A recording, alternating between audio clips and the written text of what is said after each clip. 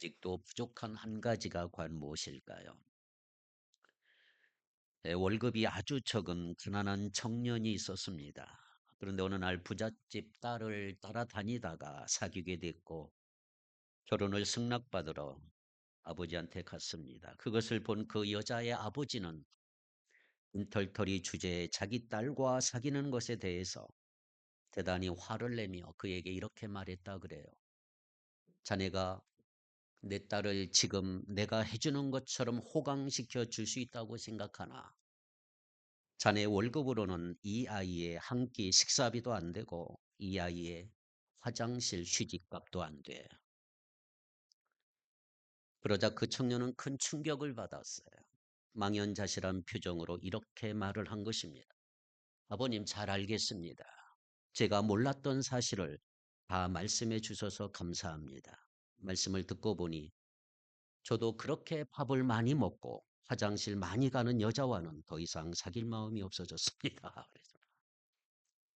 오늘 우리가 이 세상을 살아가는 데 있어서 돈이 얼마나 중요합니까? 여러분 돈 없이 살 수 있을까요? 무인도에 떨어지거나 동굴에 들어가 살지는 않고는 사회에서 사는 한 돈이 많이 필요한 것은 사실입니다. 사실 돈이 있으면 좋은 일도 많이 할 수가 있습니다. 선교사님들과 협력하며 지원하는 것도 돈이 필요하죠. 재난당한 사람들을 돕는 것도 돈이 필요합니다. 교회 건물을 건축하는데 자재 필요한 것도 돈이 필요하고 그 외에 여러 사역들을 하는 것도 돈이 많이 필요합니다. 그래서 우리가 같이 헌금하며 그것을 모아서 하나님이 원하시는 일을 같이 하자고 하는 것이 바로 교회의 재정이라고 할 수가 있죠. 여러분 제가 몇 번 말씀드렸지만 성경에서는 돈 자체를 정죄하지 않아요. 돈이 좋다고 하지도 않고 돈이 나쁘다고 하지도 않아요. 돈 자체는 중립이에요, 중립. 하지만 동시에 성경은 돈에 대해서 수많은 경고를 하고 있는 것을 볼 수가 있어요. 사실은 돈에 대한 경고보다는 돈을 사랑하는 것에 대한 경고라고 할 수가 있죠. 돈을 사랑하면 문제가 된다는 것이지요.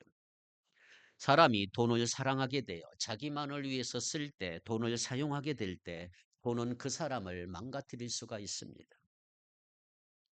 사실 돈이 엄청나게 많아서 제대로 됐다는 사람보다는 인생이 망가진 사람 이야기를 우리는 더 많이 듣고 있습니다. 미국의 세계적인 가수 중에 마이클 잭슨이라는 가수를 여러분 알 것입니다. 마이클 잭슨. 많은 사람들이 좋아하는 가수였고 그의 춤을 따라하는 사람들이 얼마나 많습니까? 그의 음악은 어릴 적부터 독보적이고 천재적이었습니다. 그런데 50세 프로품 중독을 통해서 그만 사망하고 말았지요. 만약에 마이클 잭슨에게 돈이 없었다면 그 인생이 그렇게 망가지고 안타깝게 죽을 이유는 없었을 것입니다. 미국의 가수 중에 또 한 명 가창력이 가장 뛰어났다고 하는 여자 가수, 세계 레코드가 가장 많이 팔린 가수 휘트니 휴스턴이라고 하는 가수가 있습니다. 노래도 잘하고 영화도 찍고 노래도 얼마나 좋은지 몰라. 고음도 얼마나 많이 높은 고음을 내는지. 그런데 그녀도 안타깝게 약물 중독으로 48에 이미 사망하고 말았습니다. 만약 그녀에게 돈이 없었다면 그렇게 안타까운 인생을 살다 죽지 않았을 텐데 돈이 너무 많으니까 오히려 인생이 망가지는 경우가 얼마나 많은지 몰라요. 우리 주위에도 돈 때문에 살인을 저지르고 심지어 형제 간에도 돈 때문에 피를 흘리고 싸우는 거 여러분 많이 보지 않습니까? 재벌가를 보십시오. 형제들끼리 싸우고 지분을 하나라도 더 갖기 위해서 자기가 회장이 되겠다고 그렇게 싸우는 모습을 우리가 많이 보고 있어요. 오래전에 미국의 USA 투데이라고 하는 잡지를 비롯해서 여러 매체에서 설문조사를 한 게 하나 있습니다. 돈이 얼마나 있어야 부자인가? 돈이 얼마나 있어야 부자인가를 질문했더니 많은 일반적인 사람들은 약 100만 달러에서 500만 달러를 가지면 부자다. 100만 달러면 우리나라 돈으로 얼마입니까? 약 13억 정도 되죠. 15억 정도. 근데 재밌는 것은 실제로 100만 달러 가진 사람은 자기가 부자라고 생각하지 않는다는 거죠.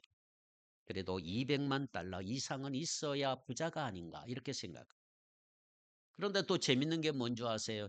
200만 달러 가진 사람은 400만, 500만 달러는 있어야 부자라고 생각했던 거죠.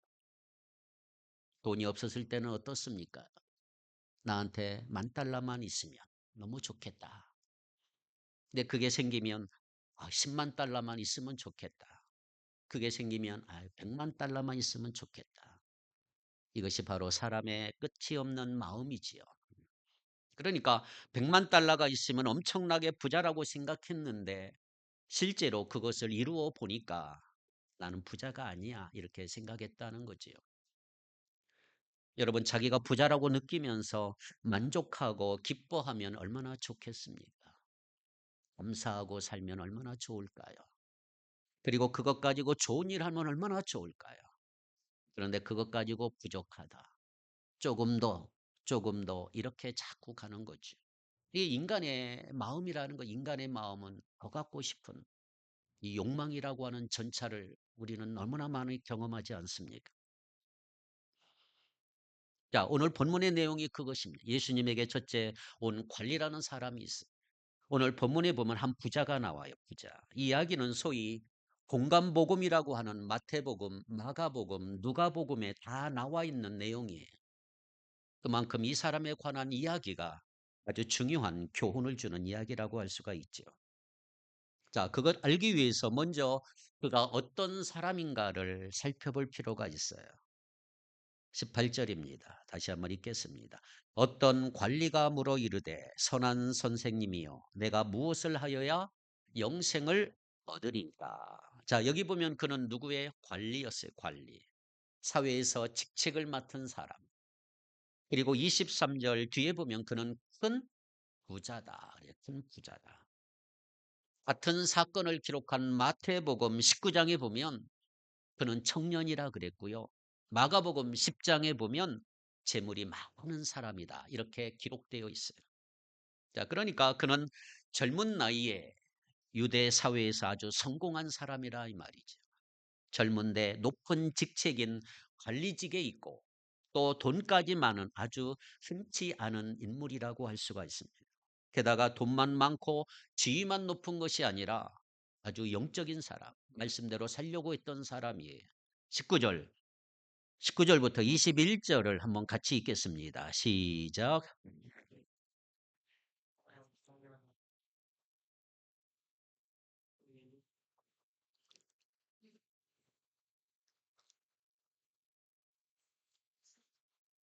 거짓 증언하지 말라. 내 부모를 공경하라 하였느니라. 여짜오되 이것은 내가 어려서부터 다 지켰나이다. 아멘. 예수님이 계명을 말씀하시는데 십계명의 뒷부분에 나와 있는 내용이지요. 놀랍게도 그는 계명들을 어릴 때부터 다 지켰다는 거지요. 얼마나 대단한 사람입니까? 영적이지요. 그러니까 오늘날식으로 말하면 그는 모든 사람이 부러워하고 존경하는 저 뼈대 있는 집안에서 태어나고 자란 금수저라고 할 수가 있지요. 어릴 때부터 주일학교 교회에 나오고 성경을 열심히 배우고 학창 시절에는 친구들 사이에 인기 있는 리더였고 운동도 잘하고 음악도 잘하는 탈방 미인이었다고 할 수가 있어요. 그러니까 한마디로 말하면 완벽한 조건을 가진 사람. 게다가 그는 젊은 청년이었다. 중매장이들이 1순위에 올려놓을 만한 사람 아닐까요? 아직 젊은데 이미 많은 것들을 성취한 대단한 사람. 게다가 이렇게 성공하면 교만할 만도 한데 영적으로 종교적으로 다 지키며 뛰어난 삶을 살았던 사람이라 이렇게 기록이 되어 있어요. 그런데 오늘 본문을 잘 보십시오. 젊은 나이에 그렇게 성공한 그가 예수님께 와서 심각한 질문을 하고 있는 거예요, 지금. 선한 선생님이여, 내가 무엇을 하여야 영생을 얻으리까? 자, 이 질문을 하는 거 보면 이 사람은 영생을 얻은 사람이에요? 못 얻은 사람이에요? 아직 못 얻은 사람, 아직 구원의 확신이 없고 영생을 얻은 사람이 아니에요. 왜냐하면 자기가 이렇게 계명을 다 지키고 아주 올바른 삶을 살고 너무 착하고 모두가 우러러보는 사람임에도 불구하고 마음이 비어 있는 거지요. 허하죠, 허해. 채워지지 않는 것이 있었다 이 말이죠. 내가 이렇게 살았지만 내가 아무래도 영생을 얻은 것 같지는 않아. 어떻게 하면 영생을 얻을 수 있을까? 그래서 그는 가서 예수님께 물은 거지요. 자, 그렇다면 하나도 부족한 것이 없어 보이는 이 사람. 왜 예수님께 와서 이런 질문을 할까요? 무슨 문제가 있어서 예수님께 왔을까? 자, 두 번째, 이 관리에 세 가지 문제가 있어요. 오늘 본문을 볼 때 세 가지 문제를 여러분들 잘 기억하십시오. 첫째, 그는 너무나 잘난 것이 많아서 자기 자신을 신뢰하는 사람이었던 거예요. 자기 자신만 믿었던 사람이었던 거예요. 너무 가진 게 많아서 자기를 신뢰했어요. 이런 스타일의 사람은 때때로 아주 남을 귀찮게 하는 경우가 많아요. 왜냐하면 자기가 너무 잘났기 때문에 남들이 자기 기준을 따라오지 못하면 못 견디는 특징이 있어요. 우리 주위에 많이. 또 항상 다른 사람의 주목을 받아왔기 때문에 자기를 주목하지 않고 다른 사람을 주목하는 것을 또 견디지 못하는 특징이 있어요. 모든 관심이 자기에게 쏠려야 돼요. 혹시라도 비슷한 사람이 주변에 있어서 사실은 자기보다 못한 사람인데 사람들이 그것을 모르고 그쪽으로 관심을 기울인 것 같으면 견디지 못하는 그런 성품이라고 할 수가 있죠. 자, 그러나 이렇게 인정받고자 하는 욕구야말로 여러분 신앙 성장이 아주 치명적인 방해 요소라고 할 수가 있습니다. 이 관리처럼 실력 있고 돈 많고 잘난 사람이 어디 흔하겠습니까? 젊은 나이에 이렇게 성공하고 영적으로 뛰어난 사람이 어디 많이 있겠습니까? 사회적으로, 정치적으로, 종교적으로 완벽하고 열심히 대단했던 이 사람. 그러나 역설적으로 바로 그런 좋은 것들 때문에 그 안에 하나님이 없었던 거예요. 다시 말해 이 관원은 너무나 잘났기 때문에 자기를 신뢰해서 그 안에는 하나님이 계실 자리가 없었던 거죠. 가시나무새라고 하는 노래 아세요? 가시나무새. 내 안에 내가 너무 많아. 내 안에 내가 너무 많아. 내 속에 내가 너무도 많아. 주님의 쉴 곳이 없네. 내 속엔 헛된 바램들로 주님의 편한 곳이 없네. 이게 찬송가가 되면 얼마나 좋겠습니까? 찬송. 이것을 지은 하덕규 씨가 목사님 됐어요. 목사님. 그러니까 이게 거의 뭐 복음성가 이상으로 좋은 노래라고 할 수가 있어요. 자기로 꽉 차서 하나님이 계신 자리가 없는 거예요. 여러분 어때요? 여러분 안에 주님이 계신가요? 내 속에 내가 너무도 많아. 주님이 계신 곳이 없는 것은 아닌가? 문을 두드리지만 여전히 내 마음은 세상 것들로 너무나 가득 차 있는 거예요. 세상의 욕심들로. 세상 것들로 가득 찬 세상의 좋은 것들로 너무나 가득 차서 그 좋은 것들 때문에 너무나 내 마음이 부요해서 주님이 계신 자리가 혹시 없는 것은 아닌가? 산상수훈에 보면 마태복음 5장 첫 부분, 마태복음 5장, 6장, 7장이 산상보훈인데 소위 팔복이 기록이 돼 있어요. 팔복. 그 팔복 가운데 가장 먼저 나오는 게 뭘까요? 마태복음 5장 3절 한번 읽어보겠습니다. 마태복음 5장 3절 시작. 심령이 가난한 자는 복이 있나니 천국이 그들의 것임이요. 아멘. 자, 천국이 누구의 거예요? 심령이 가난한 자들 것이다. 심령이 가난한 자는 뜻이 뭐예요? 완전히 파산된 마음이라 이 말이에요. 내 안에 아무것도 없다는 거예요. 세상 내 속에 너무 많은 것에 반대되는 거지요. 하나님 외에는 의지할 곳이 전혀 남아있지 않다고 인정하는 상한 마음. 그 심령이 고난한 거예요.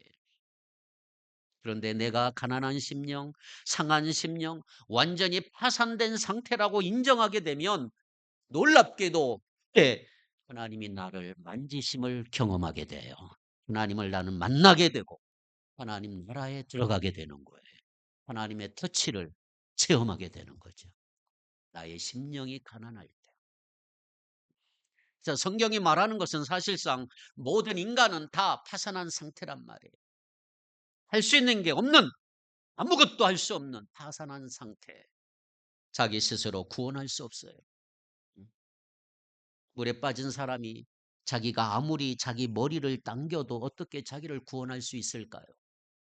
누군가 꺼내 주어야만 우리는 구원받을 수가 있는 거예요. 그러므로 그러한 자신의 상태를 깨닫고 그 사실을 인정하고 이제 자신의 도움은 하나님밖에 없다라는 거 고백하면서 나오는 그 마음의 상태, 그걸 예수님은 가난한 심령이다, 이렇게 말하고 있는 것이죠. 우리가 직면하는 대부분의 문제들의 원인은 다른 데 있지 않아요. 그것은 하나님이 아니라 자기를 신뢰하는 거예요. 자기를 믿는 거예요. 내가 주인 삼은 모든 거 내려놓아야 합니다. 그것이 모든 문제의 핵심이에요. 핵심. 내가 주인 노릇하는 거, 내가 모든 것의 주인이고 내가 알아서 하고 내 마음대로 하는 거, 물론 하나님 믿지만 뭔가 결정할 때 하나님의 뜻이 아니라 여전히 내 뜻대로 결정하는 우리의 나약한 모습들. 마지막 십자가를 지시기 직전 예수님께서는 겟세마네 동산에서 이렇게 기도하셨어요. 원하시는 거 간절히 구하신 다음에 마지막 이렇게 기도하잖아요. 이 잔을 옮겨 주시옵소서. 이 말은 뭐예요? 십자가를 제발 옮겨 주시옵소서. 십자가 지지 않도록 해 주십시오. 예수님도 얼마나 힘들었으면. 그러나 내 뜻대로 하지 마시고 아버지의 뜻대로 해 주십시오. 이게 심령이 가난한 아버지 뜻대로 하는 거. 오늘날 우리도 자기가 원하는 것이 있고 바라는 것이 얼마나 많습니까? 그러나 내가 원하는 대로 하지 아니하고 하나님 아버지께서 원하시는 대로 해 주시옵소서. 이게 하나님을 주인으로 모시고 삶은 삶인데, 그것이 아니라 우리는 하나님을 믿긴 믿지만 그냥 내가 알아서 한다라고 하는 것이 자기가 주인인 삶이고, 그것이 모든 문제의 원인이 될 수가 있다고 하는 거죠. 사실 다른 말로 말하면 그냥 자기 잘난 맛에 사는 거예요. 자, 이 젊은 관리는 가난한 심령과 거리가 멀었어요. 심령이 가난한 사람이 아니었다 이 말이에요. 자기에 대한 신뢰가 너무 강했고 자기를 너무 믿었고 자기 애가 너무 강했습니다. 그런데 자기가 이룬 업적으로 하나님을 인정받으려고 한 그 마음 때문에 오히려 하나님께 가까이 나가지를 못했던 것입니다.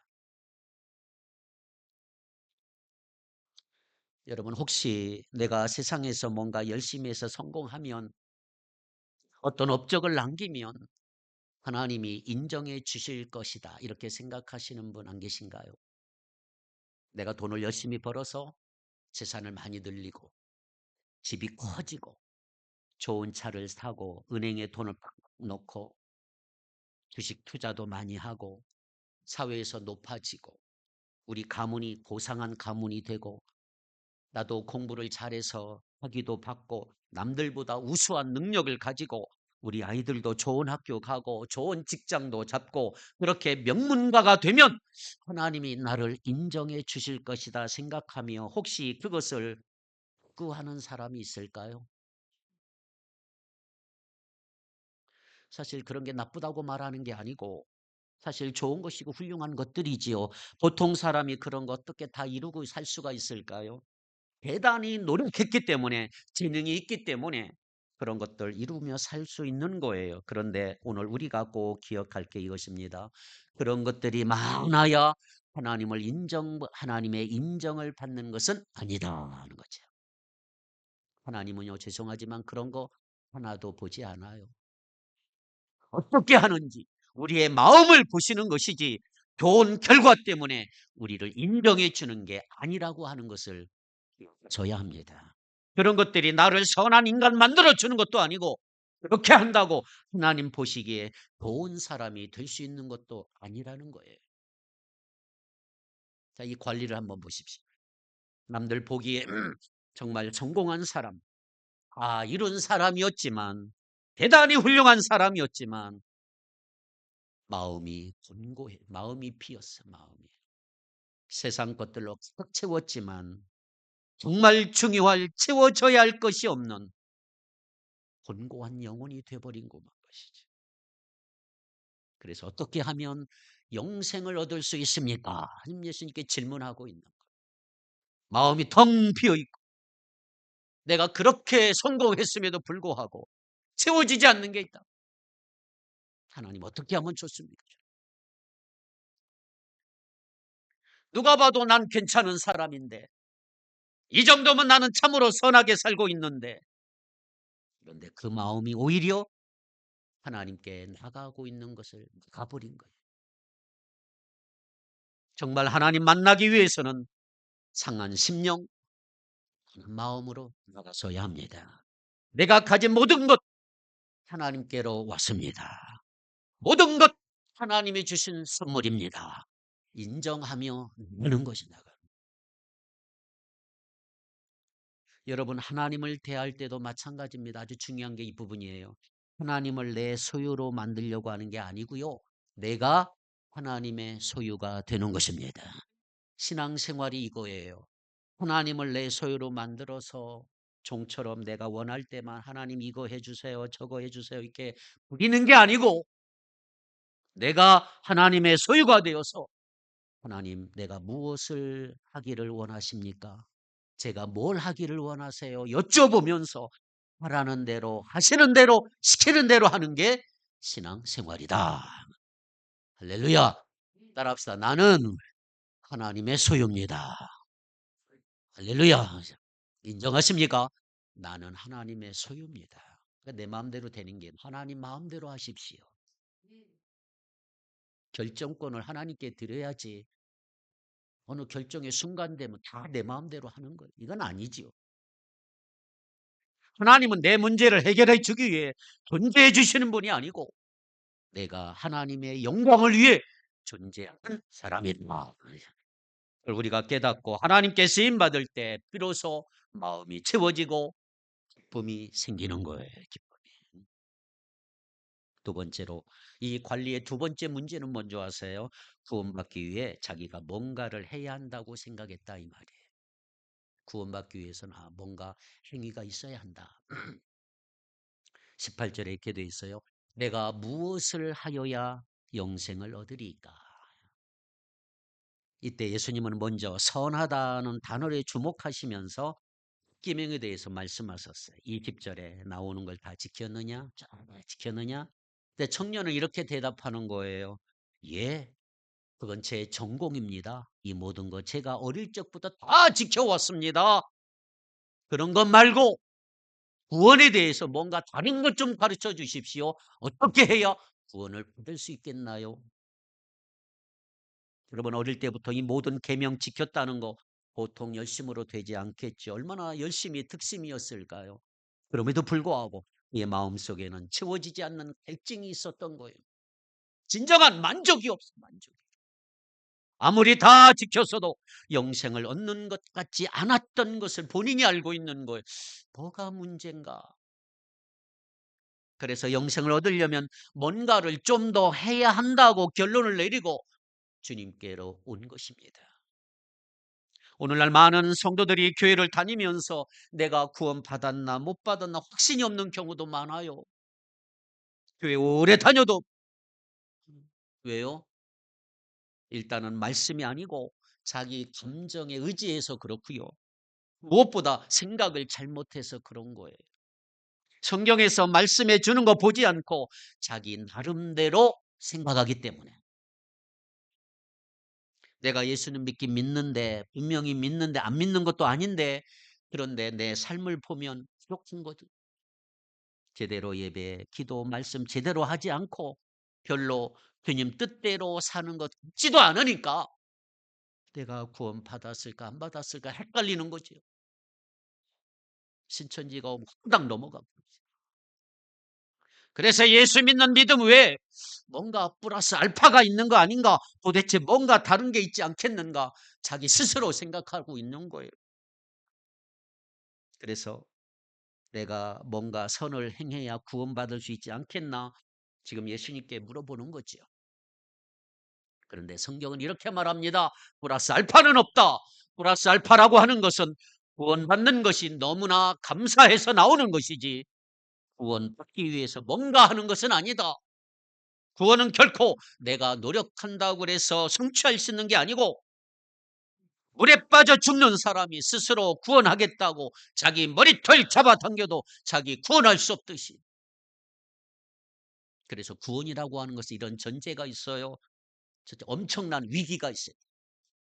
죽음의 상황, 그런 죽음의 위협 앞에서 누군가 제3자가 밖에서 와서 구출해 줘야 돼요. 작은 어려움이 있는 것은 구원받았다고 말하지 않아요. 죽을 수밖에 없는데, 엄청난 위기 가운데 있는데 누군가 와서 구출해 주는 게 구원이에요. 자기 스스로 불이 나가지고 활활 타는 화염 속에서 자기 스스로 구원할 수 없어요. 누군가 와서 나를 꺼내 주어야 돼요. 헬기에 밧줄을 내려줘서 잡고 살아날 수 있는 것이지 내가 스스로 뭔가를 할 수 있는다고 구원받는 게 아니란 말이에요. 그래서 우리는 스스로 구원할 수 없기 때문에 하나님은 예수 그리스도를 통해 우리를 구원해 주셨다. 우리가 아무리 잘나고 선하기 때문에 구원받을 수는 아무것도 없다. 내가 죄인이기 때문에 하나님께서 사랑으로 구원해 주셨다는 거죠. 그런데 이 부자 청년의 문제는 뭐예요? 자기가 뭔가를 행하면 이렇게 계명도 지키고 열심히 성경도 읽고 기도하고 헌금 많이 내고 남을 돕는 등 착한 일 하면 구원 얻을 수 있다고 생각한 거지요. 그러나 구원은 결코 우리의 행위를 통해서 얻어지는 게 아니라고 하는 것이 성경의 메시지입니다.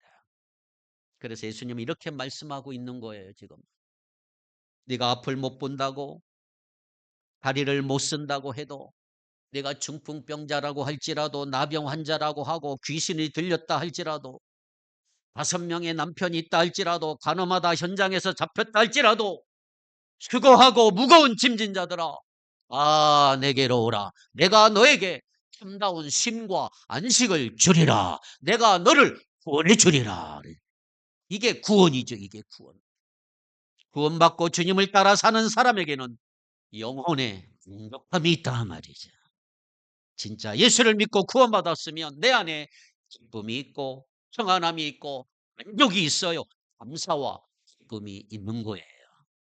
할렐루야. 그래서 이 세상 어떤 것을 가져도 안 채워지는 우리들의 마음, 엄청난 돈으로도 무슨 엄청난 권력이라도 채워지지 않는 나의 마음, 마약, 토박, 술 같은 것으로 과연 채워질 수 있을까요? 딱 한 분, 우리 마음보다 더 크신 분, 예수 그리스도를 만날 때 채워지는 거예요. 그분을 믿고 따를 때 거기에 진정한 만족이 있는 거예요. 최근에 알았는데요. 몇 년 전에 한남동에서 많은 사람이 죽었잖아요. 한남동 그 젊은 많은 사람들. 마약 중독이 그렇게 많다는 거죠. 마약. 지금 한남동이 마약이 쭉 퍼져가지고요. 경찰에서 이제 수시 모르고 이거 마약 때문에 죽어가는 많은 젊은이들이 있어요. 마약, 도박, 술 이런 걸로 채워집니까? 우리들의 마음이. 여러분 아무리 좋은 음식이 있고 아무리 최고급 레스토랑, 최고급 호텔 음식이 좀 간다 할지라도 내가 배부른 상태로 간다면 그거 먹고 싶겠습니까? 여러분 마음속에 하나님으로 가득 차 있다면 내가 좋아 보이는 것이 있다 할지라도 그런 것들로 채우려 하지를 않는 거예요. 하나님으로 만족하는 사람은 어려울 때도 좌절하지 않고 감사할 수가 있는 거잖아요. 그런데 내 영혼에 하나님으로 인한 만족이 없으면 이상하게 별것 아닌 것이 자꾸 눈에 거슬려요. 다 걸려요. 다 걸려. 하나님으로 꽉 차 있지 않으면 자꾸 다른 것들이 눈이 서서히 보이기 시작해요. 그러나 오늘 우리가 하나님으로 겹쳐 있으면 모든 부분에 감사하고 은혜도 넘쳐서 상처받을 여유이 없다 말이죠. 상처받는 사람은 하나님으로 가득 차지 않아서 그래요. 뭐 다 걸리니까 다 상처받는 거잖아요. 자, 마지막 세 번째. 이 관리의 마지막 세 번째 문제는 뭐냐? 돈이었어요. 예수님이 십계명 이야기 하셨을 때 그는 속으로 쾌재를 불렀을 거예요. 그래서 예수님이 말씀이 떨어지기 무섭게, 야, 나는 그런 어릴 때 지키고 살았습니다. 자신 있게 말하잖아요. 나 다 지키며 살았습니다. 그러자 예수님은 여기서 다시 한번 말씀하셨어요. 22절입니다. 22절을 같이 한번 읽겠습니다. 시작. 예수께서 이 말을 들으시고 이르시되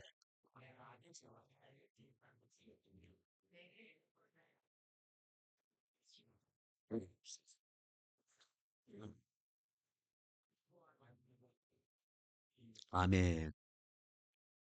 자, 여기서 여러분들 이 구절을 이해하셔야 오해하지 않습니다.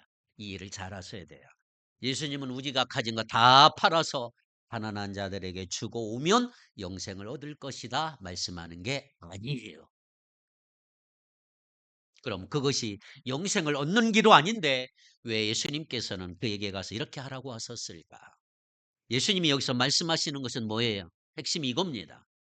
네가 정말로 섬기는 대상이 무엇이냐? 이거 지금 묻고 있는 거예요. 네가 정말 주인으로 모시고 있는 게 뭐냐? 지금까지 자기가 모든 계명 다 지켰다고 그랬고 선한 사람으로 살아왔어요. 그러면 이렇게 성공했잖아요. 그런데 예수님이 말씀하신 이 계명들은 십계명에서 어떤 부분이에요? 모두 다 이웃에 관한 이웃 사랑에 대한 부분이에요. 자, 십계명 1계명에서 4계명까지는 대신 관계죠. 하나님과의 관계에 대한 말씀, 계명이 1계명, 4계명까지. 5계명부터 10가지, 10계명까지는 이웃의 관계에 대한 것들이죠. 이웃을 어떻게 사랑할 것인가에 대한 부분이죠.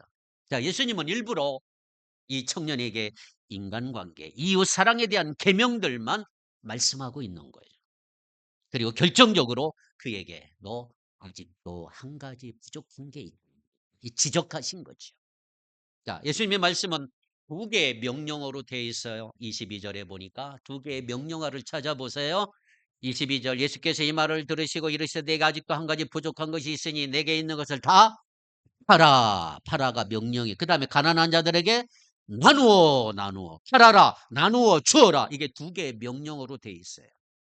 자, 그렇게 하면 하나님의 약속이 이루어질 것이고 그다음에 예수님의 뒤를 들으라. 이렇게 말씀하고 있는 거예요. 그러니까 영원한 생명을 얻는 길은 먼저 자기 삶의 자리에 돌아가서 자기가 가장 중요하게 여기는 거, 하나님보다 더 중요하게 여기는 거, 하나님보다 더 사랑하는 거, 우상인 거, 그거 먼저 팔고 제거해버리고 정리할 수 있어야 한다 말이죠. 다시 말하면 자기 자신이 귀중하다고 여겼던 모든 것이 하나님의 나라와 영생에 비하면 형편없는 거, 무가치한 것을 깨닫고 그거 포기하며 예수님을 따를 때 바로 영원한 생명이 주어지는 것이다. 관리의 마음속을 들여다보면 그는 하나님보다 돈을 더 중요하게 여기고 있었던 거지요. 사실상 그가 믿은 것은 하나님이 아니고요. 재물이었어요. 재물. 그게 우상이었어요. 그가 섬겼던 대상은 하나님이 아니고 돈이었어요. 분명히 하나님을 잘 믿는 사람이라고 보였겠지만 실제로 그는 돈을 믿고 따라가는 사람이에요. 그가 실제로 성전에 엄청난 액수의 헌금을 하지 않았을까요? 많이 했을 거예요. 제사 드릴 때도 아마 최상급 소, 짐승을 제물로 드렸을 거예요. 그냥 보면 아주 훌륭한 사람이에요. 그럼에도 불구하고 그의 마음속에는 놀랍게도 하나님이 안 계셨어요. 모든 것이 다 종교적인 껍데기에 불과한 것들이에요. 그러므로 이제 관리가 이분이 해결해야 될 문제가 한 가지 남아 있어요. 뭐예요? 재물과 하나님 사이에서 진짜 주인을 하나만 선택하는 거예요. 그것이 예수님이 지적하신 한 가지 부족한 거예요. 진짜 주인을 선택하라.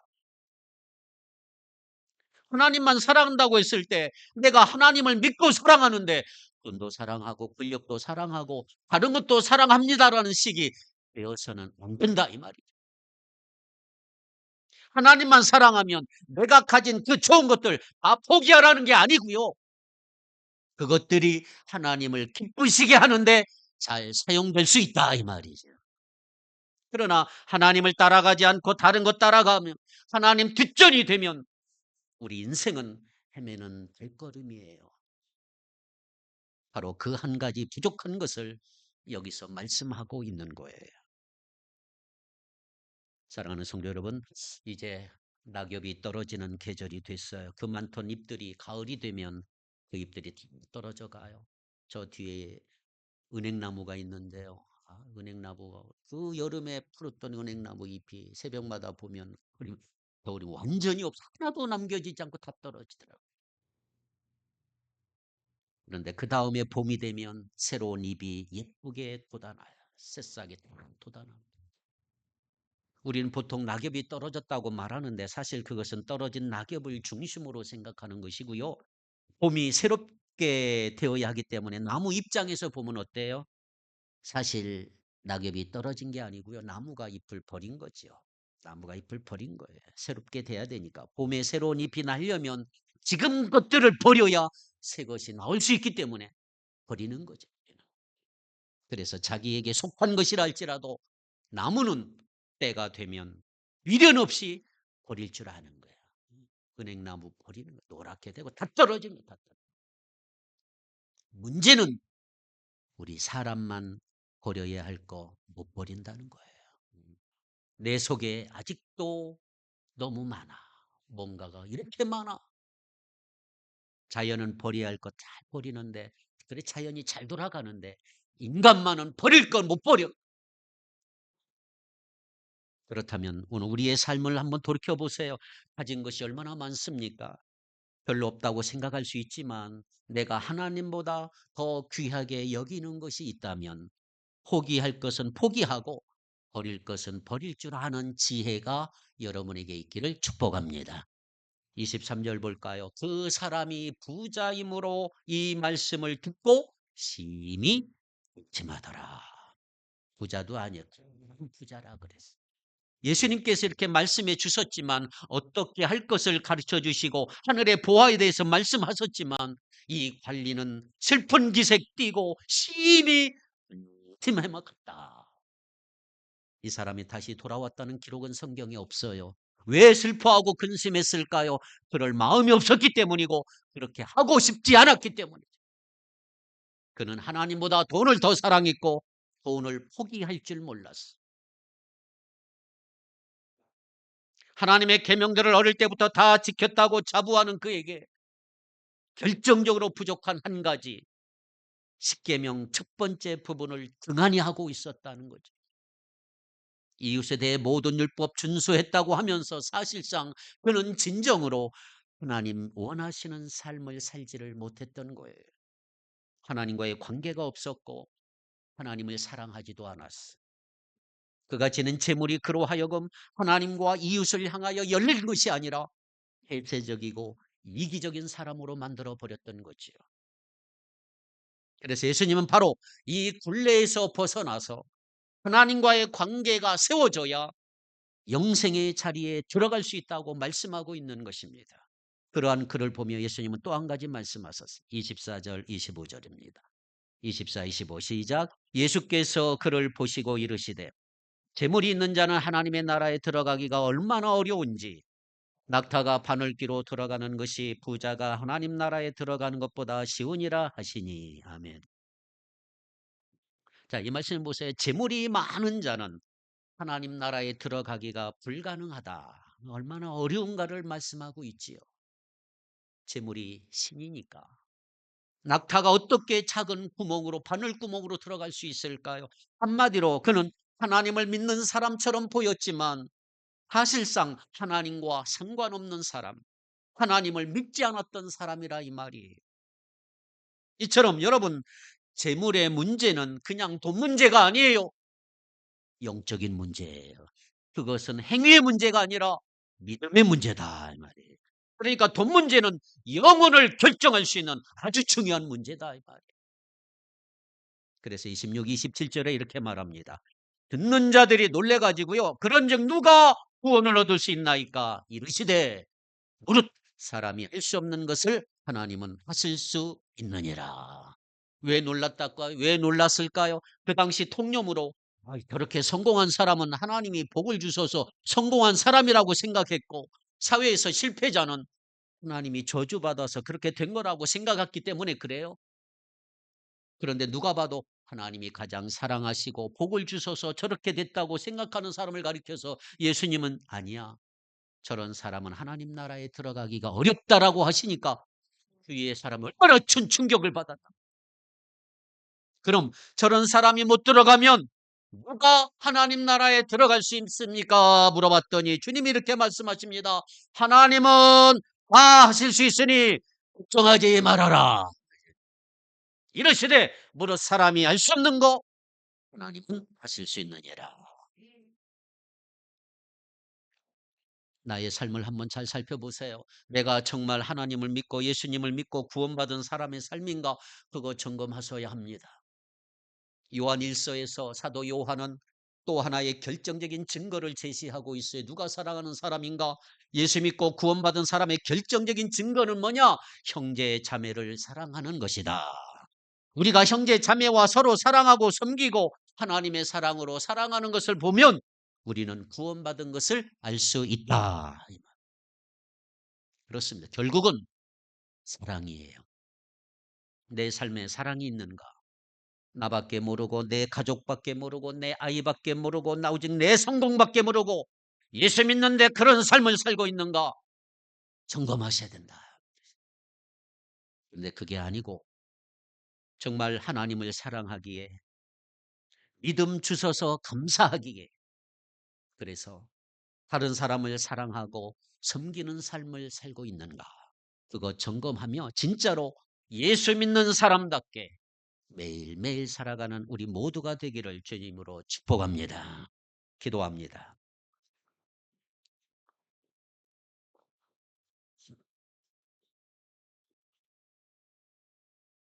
살아계신 하나님, 이 땅을 살다 보면 자꾸만 돈을 믿고 돈을 의지하며 살게 됩니다. 돈은 필요하지만 물질이 제 삶의 주인이 되지 않도록 도와주옵소서. 오늘을 살면서 저를 구원해 주시고 영원한 생명을 주신 주님의 은혜 기억하며 오직 주님을 전하며 살기를 원합니다. 외모 보지 않고 중심 보신 하나님을 찬양합니다. 구원은 보상이 아님을 깨닫게 하시고 하나님 나라에서 하나님의 백성들과 더불어 사는 삶임을 깨닫게 하시고 이미 임한 그러나 아직 완성되지 않는 하나님의 나라에서 하나님의 백성들과 이 땅에서부터 가족으로 살아가는, 서로 사랑하며 섬기는 삶을 살아가는 우리 모두가 되게 하여 주옵소서. 예수님 이름으로 기도하옵나이다. 아멘.